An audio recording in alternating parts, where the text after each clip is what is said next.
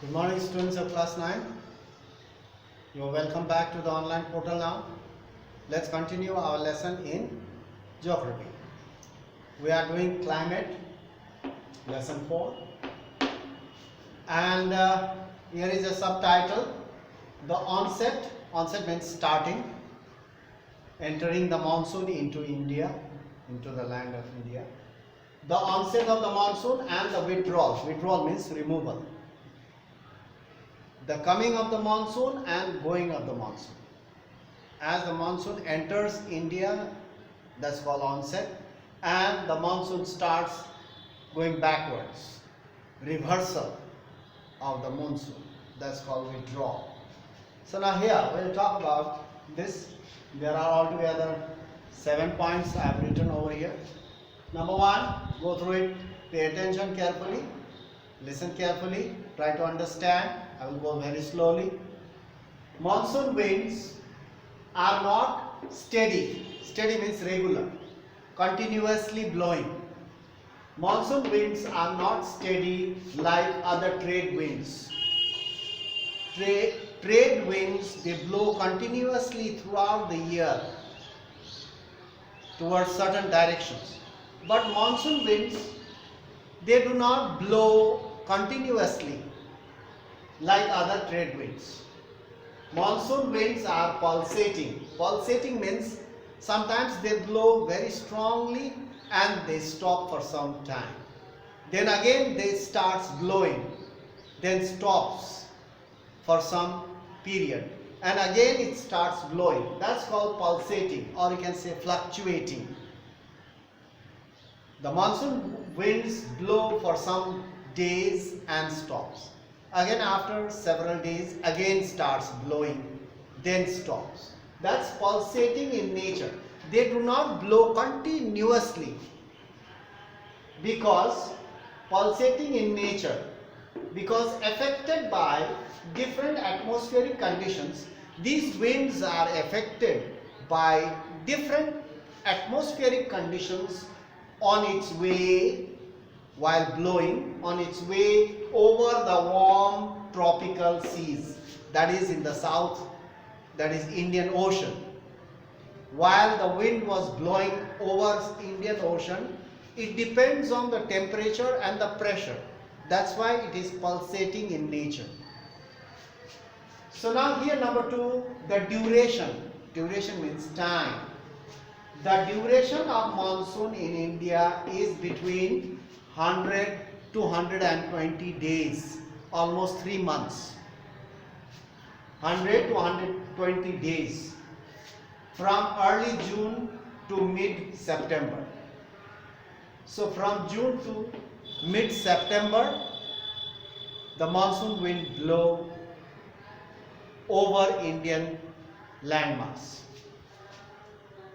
Number 3, around its time of arrival, when the monsoon wind enters Indian subcontinent from south, enters Kerala, you can say that.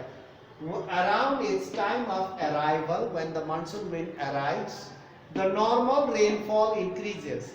The normal rainfall of the monsoon increases suddenly. It increases suddenly and continues for several days. The monsoon wind, when it enters India, it starts raining.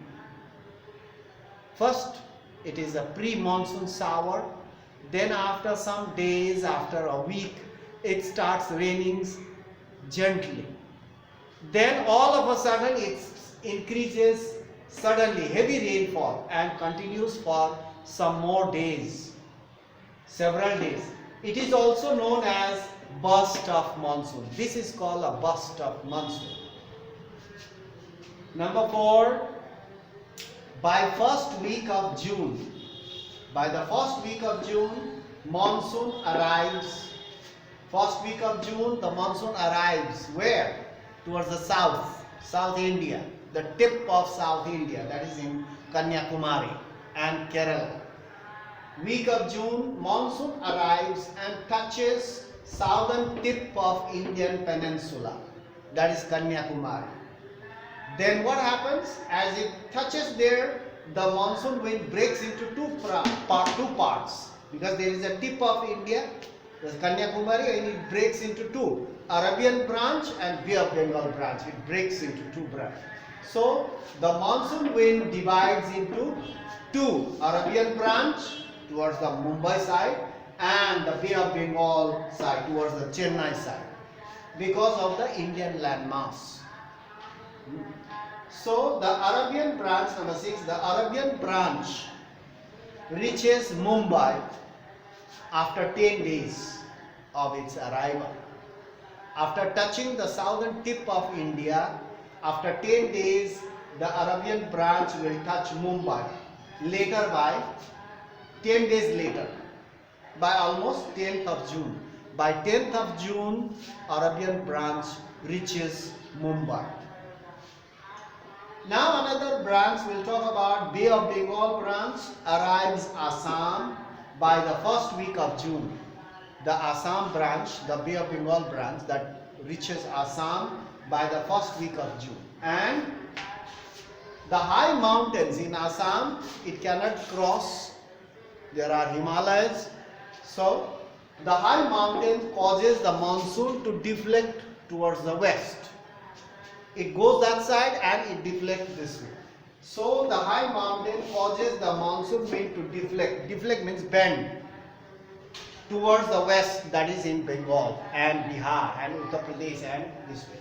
Deflected. If the Himalayas were not there, the monsoon wind would have gone that side towards China and we would have no rain over here. It is because of the Himalayan mountains, the Bay of Bengal branch get deflected and there will be a saturation in the saturation of clouds in the atmosphere and it rains heavily.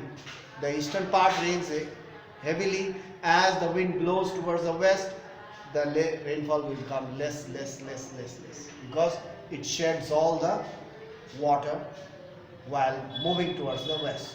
So now it is because of the high mountains in the eastern side, in the Assam side, because of the Himalayas and the Purvanchal. Because of that, the monsoon wind deflects towards the south, towards Bengal and towards Bihar, this way. That's why the monsoon wind comes from, blows from the east, because it is being deflected by the Himalayas and blow.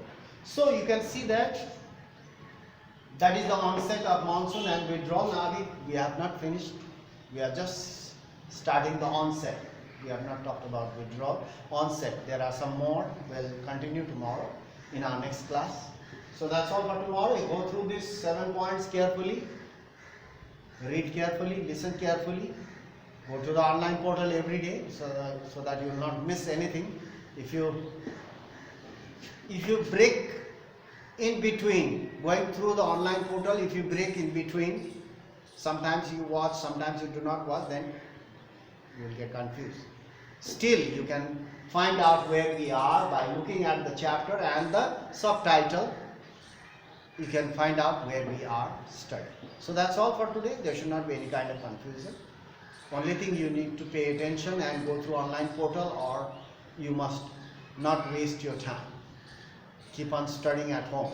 You have nothing else to do, just to study. Your work is to study, because you need to face the competition later on. So that's all for today. We'll continue our lesson in our next class.